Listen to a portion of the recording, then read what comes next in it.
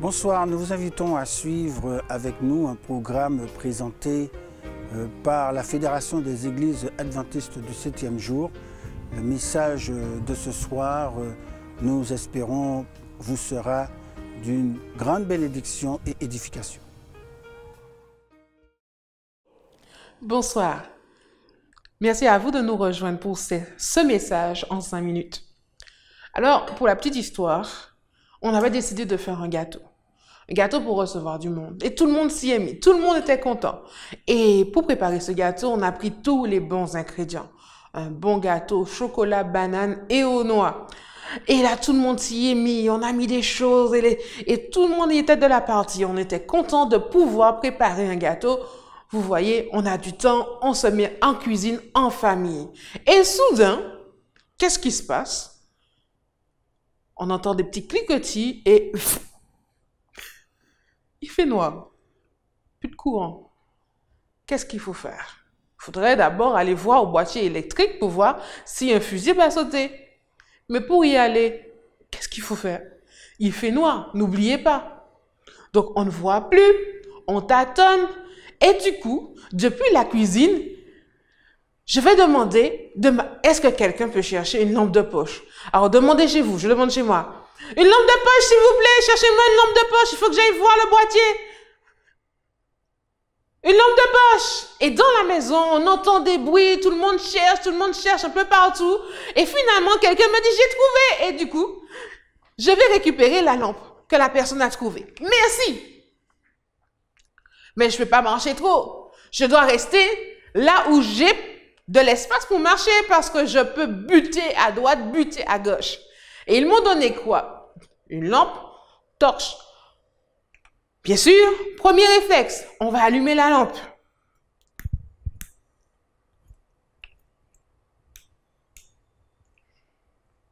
Vous avez vu quelque chose, vous? Bon. D'après vous, quel est le problème? Je sais pas, peut-être qu'elle ne fonctionne plus, qu'elle est en panne. Mais non, mais on l'a utilisée la semaine dernière, cette lampe. Elle fonctionnait très bien. Des piles?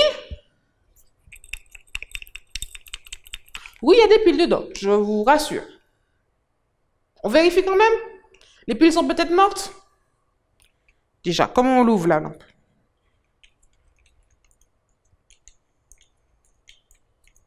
Est-ce qu'elle prend du temps pour se dévisser?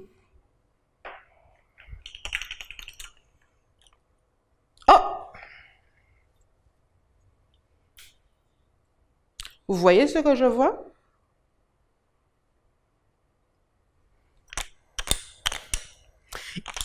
Quelqu'un a mis un morceau de papier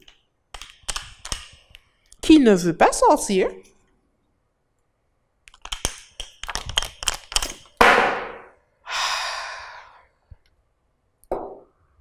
Lampe. Pile. Papier dehors.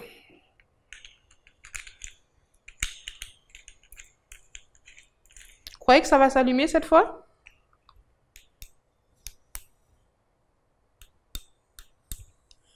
Eh oui, ça fonctionne. Vous voyez la lumière? Ben vous savez, maintenant qu'on a la lampe torche, on peut aller voir la boîte électrique, le boîtier électrique et voir ce qui ne va pas. Mais à quoi pouvons-nous comparer cette lampe de poche? Quel était le problème effectivement?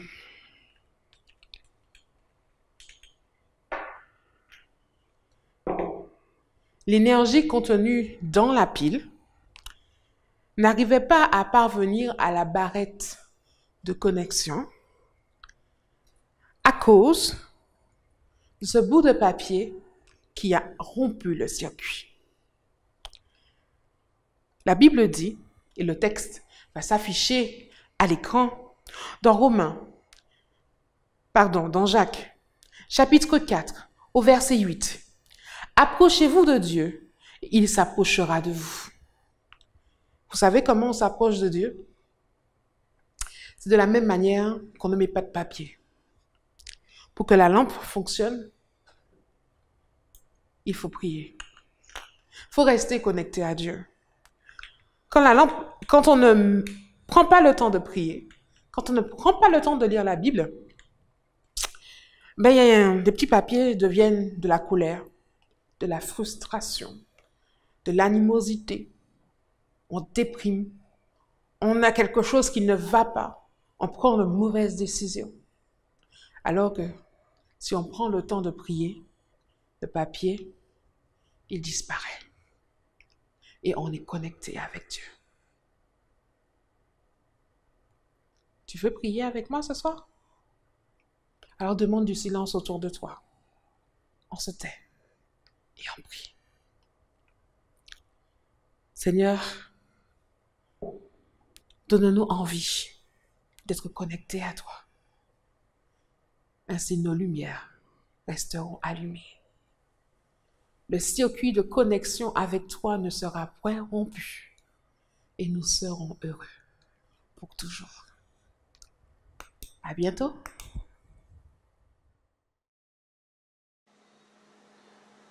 Bientôt le Seigneur va venir. Es-tu prêt? Bientôt le ciel, il veut t'ouvrir. Es-tu prêt? Es-tu prêt? Es-tu prêt? Es-tu prêt pour l'éternité? Es-tu prêt? Es-tu prêt? Le Seigneur t'a-t-il racheté? Bientôt l'appel retentira. Es-tu prêt? Bientôt la mort te surprendra. Mais es-tu prêt? Es-tu prêt? Es-tu prêt? Es-tu prêt pour l'éternité? Es-tu prêt? Es-tu prêt? Le Seigneur t'a-t-il racheté? Bientôt dans le ciel enlevé. Es-tu prêt? Tous les élus seront sauvés. Es-tu prêt? Es-tu prêt? Es-tu prêt? Es-tu prêt pour l'éternité? Es-tu prêt? Es-tu prêt?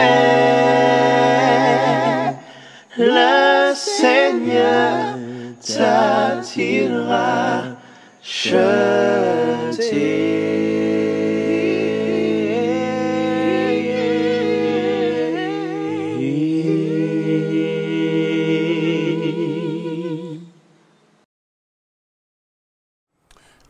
Bonsoir mesdames, bonsoir messieurs, bonsoir frères et sœurs et amis.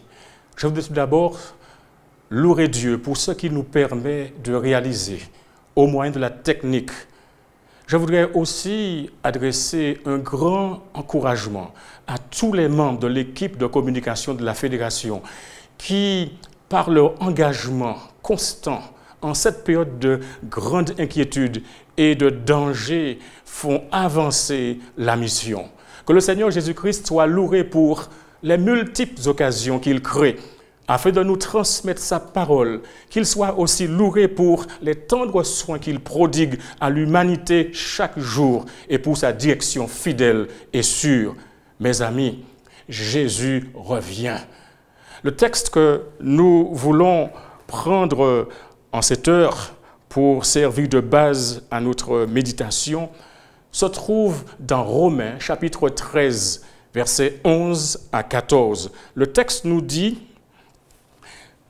que c'est l'heure de nous réveiller, enfin de notre sommeil. Car nous avons aujourd'hui la conviction, à partir de ce texte, que le salut est plus près de nous que lorsque nous avons cru. La nuit est avancée, le jour approche. Dépouillons-nous donc des œuvres des ténèbres et revêtons les armes de la lumière. Marchons honnêtement comme en plein jour, loin des excès et de l'ivrognerie, de la luxure et de l'impudicité, des querelles et de la jalousie. Mais revêtez-vous du Seigneur Jésus-Christ et n'ayez pas soin de la chair pour en satisfaire les convoitises. Je voudrais vous inviter à prier avec moi. Père Céleste, je viens de lire dans ta parole que c'est l'heure de nous réveiller enfin du sommeil, car maintenant le salut est plus près de nous que lorsque nous avons cru. Et maintenant, Père éternel, parle à nos cœurs, enseigne-nous ta vérité par ton Saint-Esprit et suscite ce réveil en chacun de nous, car nous voulons être prêts pour ton retour. Au nom de Jésus. Amen.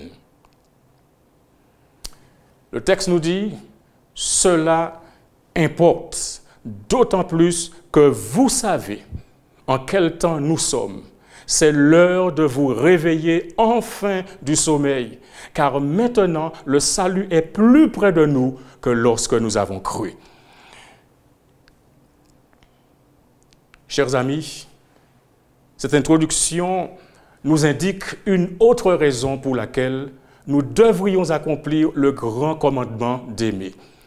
Le verset 11 nous déclare « Vous savez ». Ça veut dire « Vous n'êtes pas ignorants ». En effet, nous devons nous aimer les uns les autres, particulièrement lorsque nous considérons l'époque où nous vivons. C'est celle des derniers jours. C'est l'époque où la haine et la violence abondent. Voilà pourquoi il nous faut davantage nous aimer les uns les autres. Mais que je dise qu'en dépit du fait que c'est l'époque où la haine et la violence se déchaînent, où la maladie et la mort se propagent à un rythme effréné sur toute la planète, cependant, la Bible enseigne que cette époque de méchanceté et de désolation va se terminer. Oui, cette époque va s'achever, car le péché, la tristesse, la maladie et la mort ne continueront pas indéfiniment, car la nuit de cette époque de méchanceté et de catastrophe fera place à l'aube d'une ère nouvelle. Jésus-Christ reviendra. Il reviendra sur cette terre et il mettra un terme à la malédiction du péché, un terme à la rébellion de l'homme, un terme à la maladie, à la mort et à l'œuvre de Satan. Certes, la Bible ne nous dit pas quand Jésus reviendra, mais selon les signes des temps, cela ne saurait tarder. Ainsi donc, toute manifestation d'amour de votre part devrait se faire maintenant. De même que toute personne que vous voudriez encourager, remonter le moral, gagner à Jésus-Christ, le devrait être maintenant, c'est-à-dire avant qu'il ne soit trop tard. Il est intéressant de noter qu'à la fin de ce verset, l'apôtre Paul s'écrit « Le salut est plus près de nous ». C'est-à-dire, Jésus revient. C'est l'heure de vous réveiller. Mettez-vous au travail, là où vous êtes. Bien évidemment, en ces temps particuliers, cela demandera que vous modifiez votre façon de penser, que vous expérimentiez un changement de paradigme, que vous ajustiez votre comportement, que vous vous mettiez en accord avec cette situation nouvelle. Oui, que vous adaptiez votre comportement aux nouvelles circonstances. Mais servez l'Éternel, tandis qu'il est temps. Craignez l'Éternel et servez-le avec intégrité et fidélité. Faites disparaître, comme nous le dit Josué, chapitre 24, verset 14, faites disparaître les dieux qu'ont servi vos pères et servez l'Éternel. Beaucoup d'auteurs du Nouveau Testament ont prêché sur la seconde venue de Christ afin d'inciter les croyants à mener une vie pieuse et à s'engager dans le service actif. Par exemple, l'apôtre Pierre, dans sa deuxième épître, chapitre 3, verset 11, déclare « Puisque donc toutes ces choses doivent se dissoudre, qu'elles ne doivent pas être la sainteté de votre conduite et votre piété. » L'apôtre Jean, de son côté, déclare dans sa première épître, au chapitre 2, verset 28, « Et maintenant, petits enfants, demeurez en lui, afin que lorsqu'il paraîtra, nous ayons de l'assurance, et qu'à son avènement, nous ne soyons pas confus et éloignés de lui. » Ainsi donc, je voudrais m'approprier l'appel de l'apôtre Paul pour vous rappeler la vérité du retour de Jésus, afin que vos vies, afin que nos vies soient transformées par cette vérité. Amis, à la lumière du prochain retour de Christ, la première chose que nous devrions faire est de nous réveiller. Alors, réveillons-nous.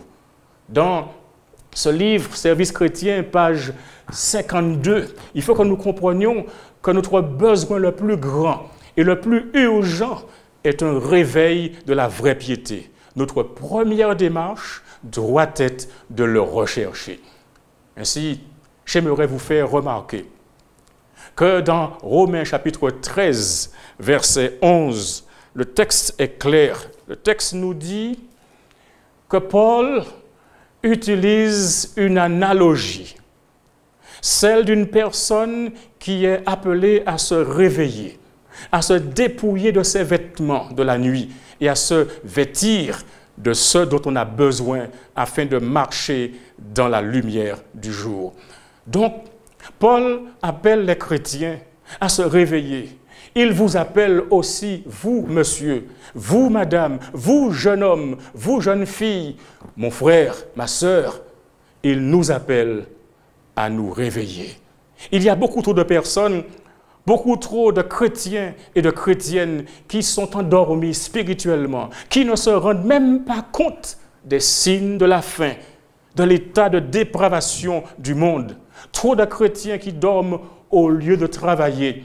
Comme le vieux Samson, ils sont endormis sur les cuisses de Dalila. Il faut d'un réveil. Et c'est l'heure de vous réveiller enfin du sommeil, car maintenant, la venue de Jésus est plus près de vous que lorsque vous avez cru.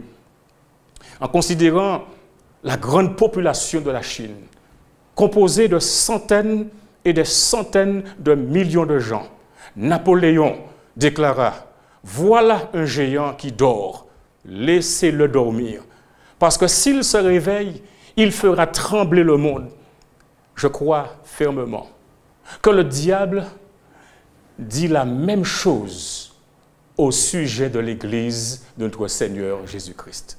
Voilà un géant qui dort. Voyez-vous, le diable veut que nous dormions. Mais que se passerait-il si seulement l'Église se réveillait aussi? Je vous invite à noter ce que Paul dit au verset 11. Il dit « Cela importe d'autant plus que vous savez en quel temps nous sommes. C'est l'heure de vous réveiller enfin du sommeil. » Bien que vous voudriez utiliser ce verset pour faire vos enfants sortir du lit le matin, mais Paul ne pensait pas au réveil du sommeil physique. Il ne parlait même pas de ceux qui dorment littéralement à l'église. Ici, le sommeil dont Paul parle, c'est l'état de nonchalance, l'état d'indifférence du monde face au péché et face aux choses de Dieu. Jésus-Christ, dans Matthieu chapitre 26, verset 41, déclare « Veillez et priez afin que vous ne tombiez pas dans la tentation. La tentation abondera, particulièrement dans les derniers jours. Beaucoup de chrétiens sont même insensibles aux choses de Dieu. Ils sont complaisants, mous et oisifs, voire paresseux dans leur vie et service chrétien. Mais nous devons être éveillés et nous devons guetter le retour de Jésus. L'apôtre Paul dira dans sa première épître aux Thessaloniciens, chapitre 5, verset 6, « Ne dormons donc point comme les autres, mais veillons et soyons sobres. » Et Jésus, dans Matthieu, chapitre 25, verset 13, dit « Veillez donc, puisque vous ne savez ni le jour ni l'heure. » Mais comment pouvons-nous veiller pour sa venue? Comment pouvons-nous veiller pour le retour de Jésus? Une façon de le faire est de prêter attention aux signes des temps. Nous devons aussi maintenir une attitude, une posture de veille et d'anticipation de sa venue. Il y a trop de personnes, malheureusement, y compris des chrétiens qui mènent tout simplement leur vie comme s'il n'y avait plus de lendemain, comme si Jésus ne revenait plus. Leur attention est trop focalisée sur les choses de ce monde et pas suffisamment sur les choses de Dieu. Alors, réveillez-vous, habitants de la Martinique. Réveillez-vous, habitants de la Guadeloupe. Réveillez-vous, habitants de Sainte-Lucie, de la Dominique. Réveillez-vous, peuple des Antilles. Réveillez-vous, peuple des Amériques, d'Europe, d'Asie, d'Afrique, d'Australie. Savez-vous quelle heure il est? Jésus revient bientôt. Maintenant, comme jamais auparavant, il est important que vous vous réveilliez afin que vous puissiez comprendre les signes qui se réalisent autour de vous. Vous devez être alerte face aux avertissements afin que vous puissiez être prêts pour la venue de Jésus-Christ. Suivez attentivement cette expérience. Parce que ce qui arriva le 22 juin de l'année 1918 représente un exemple de désastre qui peut survenir quand ceux qui devaient être éveillés sont endormis. Un train de 25 wagons partit un soir de la ville de Michigan, dans l'Indiana. Ce train se rendait à Hammond, une autre ville de l'Indiana, avec à son bord 14 wagons contenant des tentes et du matériel d'équipement, 7 wagons pour les animaux et 4 cabines dortoirs pour le personnel de cirque. Lorsque le train arriva à Ivanhoe, l'ingénieur s'arrêta pour faire une vérification parce qu'il y avait une boîte de freinage qui chauffait anormalement. Aucun train n'était attendu avant 1 heure, mais par mesure de précaution, l'aiguilleur plaça des indications à l'arrière du train. Des balises automatiques furent aussi activées en amont de la voie. À la ville de Michigan, un train vide de l'armée laissa la gare un peu avant son heure, en direction de l'ouest, derrière les wagons du cirque. Il roula et passa plusieurs panneaux d'avertissement et plusieurs panneaux, des panneaux jaunes. Puis il arriva jusqu'au panneau rouge clignotant. L'aiguilleur, affolé, agita sa lampe dans la direction du train qui approchait, mais en vain, peine perdue. Pourquoi? Eh bien, le train militaire arrivait à toute vitesse et s'empêtra à l'arrière du train de cirque, tuant 68 personnes et de nombreuses autres créatures animales. Que s'était-il passé? L'ingénieur du train militaire avait pris un comprimé contre la douleur avant de laisser la ville de Michigan et s'était endormi et ne vit pas les panneaux d'avertissement. Mon ami, mon frère, ma sœur, je pose la question, quelle est votre situation? Êtes-vous endormi ou êtes-vous éveillé? Si en pareil temps, vous êtes endormi, si vous êtes léthargique, alors vous êtes en danger. Vous avez urgemment besoin de l'Esprit de Jésus pour vous ranimer. Ne voulez-vous pas le recevoir chez vous, maintenant? afin qu'il suscite ce réveil en vous. Écoutez ce que Jésus dit dans Jean 6, verset 63. C'est l'esprit qui vivifie. La chair ne sert de rien. Les paroles que je vous ai dites sont esprit et vie. Croyez, mes amis, aux paroles de Jésus. Acceptez-le dans votre vie et vous serez vivifiés et vous serez sauvés. Je voudrais, en terminant, vous inviter à vous joindre à moi, tandis que je vais faire monter une prière au trône de la grâce. Prions le Seigneur. Notre Dieu, l'ennemi de nos âmes essaie par tous les moyens de nous plonger dans le sommeil afin que nous ne voyions pas les signes d'avertissement. Les guerres, la famine, les séismes, les ouragans, les maladies de toutes sortes devraient nous interpeller si nous sommes éveillés. La recrudescence du crime, l'agitation sociale grandissante, les conflits armés, les guerres, la prédication du dernier message d'avertissement au monde annonce la venue imminente de Jésus. Mais il semble que ces choses ne nous interpellent pas. Il semble que nous sommes endormis. Alors, Père Céleste, réveille-nous. Oui, Père Céleste, réveille-nous. Je te présente aussi chaque auditeur de ce message. Tous ceux qui font face à de nombreux et nouveaux défis à cause de la pandémie du coronavirus. Aussi, Père, accorde-leur ta protection, accorde-leur ta direction, en sorte qu'ils ne dévient pas du vrai chemin, que leur confiance en toi demeure intacte face à l'adversité. Préserve-les de la léthargie, du sommeil, de l'indifférence qui conduit à la mort. Manifeste ta puissance en eux et dans leur vie et comble-les, Seigneur, de tes riches et précieuses bénédictions. Enfin, Père Céleste, qu'ils soient tranquilles, qu'ils ne craignent rien, que leur cœur ne s'alarme pas. En cette période grave et dangereuse, soutiens-les. Puisses-tu les remplir, ô Père, de ton Saint-Esprit, pour qu'ils soient en mesure de lire les signes de la fin, afin d'être prêts pour le retour de Jésus. Toute cette prière, Père, je te l'adresse dans le nom de Jésus. Amen.